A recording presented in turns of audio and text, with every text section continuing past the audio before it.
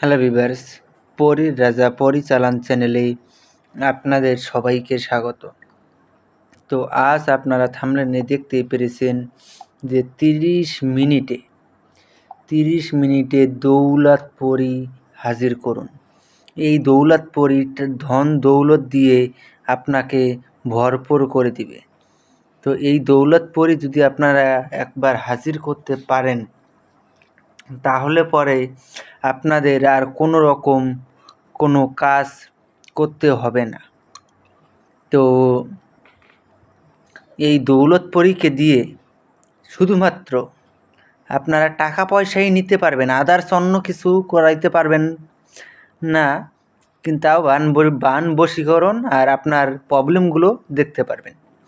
আর অনেকে প্রশ্ন করে যে টাকা পয়সা যদি পরিয়ে দিত তাহলে আপনারা কিসের জন্য ভিডিও করেন, এই সম্বন্ধেও একটা প্রশ্ন আপনাদের মনে ওঠে।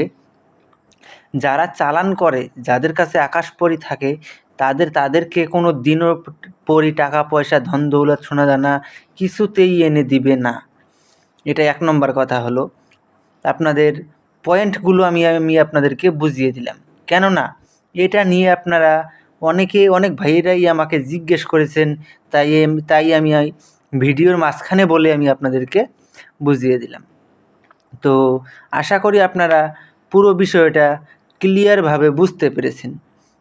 আর যদি আপনাদের বুঝতে কোনো রকম অসুবিধা হয়, ভিডিওটা আপনারা প্রথম থেকে শেষ পর্যন্ত মনোযোগ দিয়ে আপনারা দেখবেন।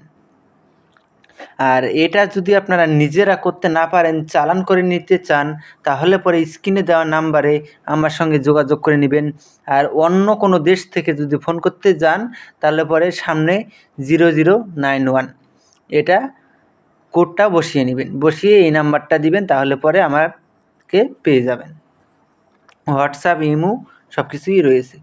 একটা মন্ত্র স্ক্রিনে দেখতে পেরেছেন, ইয়া রাসূলুল্লাহ মুহাম্মাদুর রাসূলুল্লাহ। এই দোয়াটা আপনারা ভালো করে মুখস্থ করবেন। মুখস্থ করে নিয়ে আপনারা এশার নামাজের পরে আপনারা এটা মুখস্থ করবেন। করে নিয়ে যে কোনো শুক্রবার রাত 11টার সময় এই দোয়াটাকে চোখ বন্ধ করে তসবির মালা দিয়ে আপনাদের কোনো কিচ্ছু কেনার প্রয়োজন হবে না। চোখ বন্ধ করে তসবির মালা দিয়ে 3 মালা জপ করবেন। 3 মালা জপ করার সঙ্গে সঙ্গেই দেখবেন দৌলত পরী টাকা পয়সা নিয়ে আপনার সামনে এসে প্রকট হয়ে যাবে। যখন দৌলত পরী আপনার সামনে টাকা পয়সা নিয়ে এসে প্রকট হয়ে যাবে, তখন পরীর গলায় আপনারা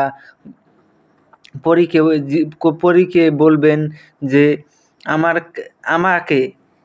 আমাকে এই টাকা পয়সার লোভ দেখিয়ে আমাকে লোভিত করবেন না। প্রথমে আপনারা এইভাবে বলবেন। এইভাবে বলার পরে ও আপনাকে জিজ্ঞেস করবে যে আপনি আমার কাছ থেকে কী চান? তখন আপনি ওনাকে বলবেন যে আমি তোমাকে যা আদেশ করিব তা সঙ্গে সঙ্গে পালন করিতে হবে। দ্বিতীয় শপথ, আমার অনুমতি ছাড়া তুমি কোত্থাও যেতে পারবে না। তৃতীয় শপথ, আমি তোমাকে যখনই স্মরণ করিব তখনই আমার সামনে এসে প্রকট হতে হবে। এই 3টি শপথ করার ফলে ও আপনার বশ্যতা স্বীকার করে নেবে। তার মধ্যে আপনার সামনে যে ধন দৌলত নিয়ে যে উপস্থিত হবে, ওই ধন দৌলতও আপনাকে দিয়ে যাবে। আর তারপরে আপনারা ওনাকে বলবেন যে আপনাকে কী নামে ডাকলে পরে আপনি আমার সামনে এসে প্রকট হবেন। উনি আপনাকে একটা নাম বলে দিবে, ওই নামে আপনি যখনই ডাকবেন তখনই সে আপনার সামনে এসে প্রকট হবে। তো আশা করি বুঝতে পেরেছেন। তো ধন্যবাদ, আবারও দেখা হবে পরবর্তী ভিডিওতে।